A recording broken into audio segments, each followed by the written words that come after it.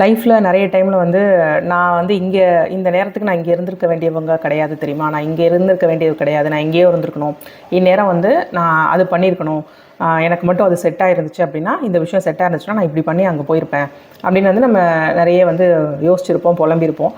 But point is, நம்ம realise பண்ணாத ஒரு விஷயம் என்ன அப்படின்னா, லைஃப்பில் ஒரு பாயிண்டில் ஒரு இடத்துல நம்ம இருக்கணும் அப்படின்னா அதுக்கு தேவையான ஒர்க்கை நம்ம ஃபியூ இயர்ஸ் அஹெடாக பண்ணியிருக்கணும். ஸோ இப்போ நீங்கள் இன்றைக்கி இந்த மாதம், இந்த வாரம், இந்த வருஷம் என்னென்ன விஷயங்கள்லாம் ஃபோக்கஸ் பண்ணிங்க, என்னென்னலாம் ஒர்க் பண்ணிங்க அப்படிங்கிறத பொறுத்து தான் இன்னும் ஒரு 2 வருஷம், 5 வருஷம், 3 வருஷம், 10 வருஷத்தில் உங்களுடைய லைஃப் அமையும்.